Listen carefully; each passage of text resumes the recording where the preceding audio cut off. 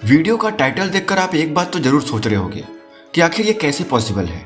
ये सब तो हमने सिर्फ मूवीज या फिर बुक्स में पढ़ा है, आखिर ये कैसे संभव हो सकता है। और आप यह मान भी लिए होंगे कि ये रियल लाइफ में संभव नहीं है, ये सिर्फ कल्पनाएं हैं। तो दोस्त जरा रुको, इस दुनिया में ऐसी बहुत सारी चीजें हैं जो संभव है, जो हमारे ब्रेन के लिए बाएं हाथ का खेल है, पर हम लोगों ने न तो उस पर बिलीव किया है और न ही कभी उसे जानने की कोशिश की है। हमारे दिमाग के लिए असल जिंदगी में बहुत सारी चीजें संभव हैं जो आपको भी पता नहीं है, जिसे हमारा ब्रेन बड़ी आसानी से कर सकता है। पर कोई बात नहीं, मैं हूं ना, मैं आपको साइंटिफिक प्रूफ के साथ ब्रेन के बहुत सारे रहस्यों के बारे में बताऊंगा, जिससे आप अपने ब्रेन की समस्त ताकतों को मानने पर मजबूर हो जाओगे। आपको विश्वास भी नहीं होगा, पर मेरी बात सुनने के बाद आप इस पर विश्वास करने के लिए मजबूर हो जाओगे। और एक यूनिवर्सल ट्रुथ ये भी है कि जब भी हमारा दिमाग किसी बात को सच मान लेता है, तब सच या झूठ से कोई फर्क नहीं पड़ता है, उस बात को सच होना ही पड़ता है। मैं आज आपको दिमाग के कुछ ऐसे रहस्यों को बताने जा रहा हूँ जिसे जानकर आप चौंक जाओगे। तो बस आज आप इस वीडियो को लास्ट तक देखते रहना। यकीन मानना, आप इन सभी बातों को मानने पर मजबूर हो जाओगे और कहोगे, हाँ यार, आज तो कमाल की जानकारी हाथ लगी है, मैं इसे जरूर करूंगा। क्या आपने कभी हिप्नोटाइजिंग यानी सम्मोहन के बारे में सुना है? असल में हमारे मन की दो अवस्थाएं हैं, चेतन और अवचेतन। वैसे तो दिमाग की और भी अवस्थाएं हैं, लेकिन हम उनके बारे में दूसरी वीडियो में बात करेंगे। जब भी हम किसी को सम्मोहित करते हैं या हमें कोई हिप्नोटाइज या सम्मोहित करता है, तो उस समय हमारे चेतन मन को सुलाकर अवचेतन मन को आगे कर लिया जाता है, और ऐसी स्थिति में अवचेतन मन की शक्तियां कई गुना अधिक बढ़ जाती हैं, क्योंकि उस समय चेतन या कॉन्शियस माइंड हमारे सबकॉन्शियस माइंड के कार्यों में इंटरफेयर नहीं करता है। चेतन मन पीछे और अवचेतन मन आगे आकर कार्य करने लगता है, और इससे हमारे जीवन के अनसुलझे रहस्य को बड़ी आसानी से उजागर किया जा सकता है। क्या आपने कभी टेलीपैथी का नाम सुना है, या माइंड रीडिंग, या टेलीकिनेसिस, या फिर एक्स्ट्रा ट्रेवल? ये ऐसी शक्तियां हैं जिसे यदि हम अपने दिमाग पर काबू या कंट्रोल करना सीख जाएं, तो बड़ी ही आसानी से संभव हो पाती हैं। हम इसे कर सकते हैं। बिना किसी इंसान से बात किए उसके मन में अपने विचार को भेजना, टेलीपैथी। दूसरे के मन के विचार को पढ़ना, माइंड रीडिंग। और बिना किसी चीज को हाथ लगाए उसे उसके स्थान से हिला देना या हटा देना, टेलीकिनेसिस। ये सारे काम हमारे सबकॉन्शियस माइंड और उसके ऊपर सुपर सबकॉन्शियस माइंड और कलेक्टिव कॉन्शियस माइंड के कंट्रोल में होता है। अपने दिमाग की इन सारी शक्तियों को इस्तेमाल करना सीखने के लिए, इसे प्राप्त करने के लिए एक उपाय है, और वह है जीरो थॉट स्टेज, यानी शांत मन, जिसे हर एक व्यक्ति जो मेडिटेशन करता है, एक साधु, संत, महात्मा, तपस्वी, हर एक व्यक्ति इस स्टेज को पाना चाहता है, जिसे विचारों से शून्य होना कहते हैं। और जब भी कोई व्यक्ति जीरो थॉट स्टेज में पहुंच जाता है, तो वह ब्रेन के सभी हिडन पावर को यूज करने के लिए तैयार हो जाता है। लेकिन इस जीरो थॉट स्टेज में पहुंच पाना इतना भी आसान नहीं है। जैसे अभी आप मेरी वीडियो को अपनी आंखों से देख रहे हो, मेरी आवाज को अपने कानों से सुन रहे हो, पर आपका दिमाग इन दोनों के कॉम्बिनेशन से एक अलग ही थॉट आपके अंदर क्रिएट कर रहा है। आप एक अलग ही विचार अपने मन में क्रिएट करते चले जा रहे हो। यदि आप जीरो थॉट के स्टेज में पहुंच जाओ, तो मेरी वीडियो को देखकर, मेरी आवाज को सुनकर आप मेरा व्यक्तित्व, मेरी स्थिति, मेरा स्वास्थ्य, मेरी भावना, हर एक चीज के बारे में बड़ी आसानी से समझ सकते हो। यहाँ तक कि आप मेरे आसपास के माहौल और मौसम का भी अंदाज बड़ी आसानी से लगा सकते हो। मैं किस स्थिति में इस वीडियो को बना रहा हूँ, किस मूड से इस वीडियो को बना रहा हूँ, आप इस हर एक चीज का अंदाज सिर्फ मेरी वीडियो को देख कर ही पता कर सकते हो। और ये सब चीजें संभव हैं जीरो थॉट स्टेज में। इसलिए हर एक साधु, संत, महात्मा, तपस्वी इस स्टेज को प्राप्त करना चाहता है।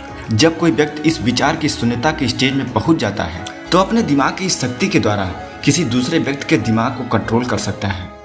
क्या आपने कभी इस बात पर विचार किया है कि आखिर कैसे स्वामी विवेकानंद ने इतनी मोटी बुक इतनी आसानी से और इतनी जल्दी याद कर ली? अगर आप इस तरीके को जान जाओ, तो आप भी बड़ी आसानी से यह कर सकते हो। और इसके लिए एक प्रैक्टिकल करते हैं। आप किसी भी लेखक की कोई बुक उठा करके देखो, लेखक शुरुआत के 3-4 पेज में ही पूरी बुक का निचोड़ लिख देता है, और साथ ही साथ अपने जीवन के बारे में भी लिखता है। अब सबसे पहले अपने विचारों को शून्य करने की कोशिश करो। बुक के टाइटल को पढ़ो, उसके बाद लेखक के द्वारा दिए गए बुक में उसके जीवन के बारे में पढ़ो, और फिर बुक की विषय सूची को पढ़ो, और खुद को राइटर की उस स्थिति तक ले जाओ। अपने आप को उसके विचारों से जोड़ने का प्रयास करो। विचार शून्यता और थॉट कनेक्शन की इस अवस्था में आप देखोगे कि आपके दिमाग में लेखक के वो सारे विचार आते जा रहे हैं जिसे उसने इस पुस्तक में डाला हुआ है। यानी कि इस पुस्तक में जो भी लिखा है, आप उसको समझ पा रहे हो, आप ये अंदाजा लगा पा रहे होगे, आपके दिमाग में यह विचार आ रहा होगा कि लेखक इस पुस्तक में क्या लिखना चाह रहा है, क्या कहना चाह रहा है। लेकिन यह जीरो थॉट के स्टेज यानी विचार शून्यता की अवस्था में ही संभव हो पाता है। किसी साधारण इंसान के लिए यह तब तक संभव नहीं है जब तक वह अपने इंद्रियों पर कंट्रोल करना न सीख जाए। और अपनी इंद्रियों पर कंट्रोल करना संभव है अष्टांग योग और डीप मेडिटेशन के द्वारा। लेकिन मैं आपको एक छोटी सी टेक्निक बताने जा रहा हूँ, आप उसे ट्राई जरूर करो। आपको 100% तो नहीं, लेकिन 10 to 20% आपकी फोकस, आपका कंसंट्रेशन पावर जरूर बढ़ जाएगा। आप किसी भी चीज के बारे में पहले से ज्यादा प्रेडिक्ट कर पाओगे।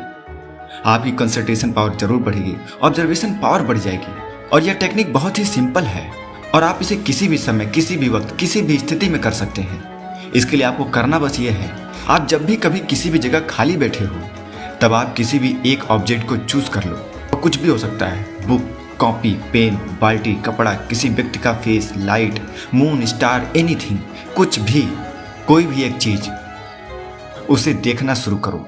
लगातार देखो, घूरना नहीं है, उसे बस देखना है, शांत मन से देखना है। उसके बारे में कुछ सोचना नहीं है, कोई विचार अपने मस्तिष्क में नहीं लाना है कि वह अच्छा है, बुरा है, कुछ कर रहा है, कुछ नहीं कर रहा है, लाल है, पीला है, काला है, गुलाबी है। कोई विचार अपने मस्तिष्क पे नहीं लाना है। आपको कुछ भी नहीं करना है, बस उसे होते हुए देखना है। लगातार अपने पलकों को झपकने देना है, शरीर की सारी क्रियाओं को होने देना है। बस कोई विचार अपने मस्तिष्क में नहीं लाना है। शरीर पर कोई दबाव नहीं देना है, कोई तनाव नहीं। यह अवस्था है अचेतन की। यह ऐसी अवस्था है जैसे आप सदमे में चले गए हैं। कोई भी व्यक्ति आपको जब देखेगा तो उसे लगेगा जैसे आप सदमे में चले गए हैं। लेकिन आप मत घबराइए, आप उस ऑब्जेक्ट को देखिए। अपने दिमाग में कोई भी विचार मत लाइए, बस चुपचाप उसे देखिए। अचेतन और इस अवस्था में बस अंतर यह है, इसमें आप अपने विचारों पर कंट्रोल कर रहे हो। आप चाह रहे हो कि ऑब्जेक्ट को देखो, इसलिए आप देख रहे हो। अचेतन में ऐसा नहीं है।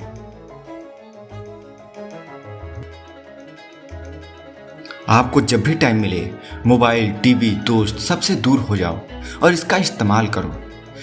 इसके कुछ ही महीनों के प्रयोग से आप खुद के अंदर अद्भुत शक्तियों को महसूस करोगे। आप हर एक चीज को उसके सच्चे रूप में देख पाओगे। असल में वह क्या है, आप उसे वैसा ही देख पाओगे। आप उसे वैसा ही देखोगे जैसा वो है, वैसा नहीं जैसा आपके विचारों ने उसे बनाया है। आप उसे ट्राई करो, आपको इसे करते हुए खुद में ही बहुत मजा आने वाला है। और आपके एक्सपीरियंस चाहे जो भी हो, उसे मेरे साथ शेयर जरूर करो। अगर आपको यह जानकारी अच्छी लगी हो तो इस वीडियो को लाइक करो, दोस्तों के साथ शेयर करो और ऐसे ही जानकारी भरी वीडियो पाने के लिए हमारे चैनल को सब्सक्राइब करो।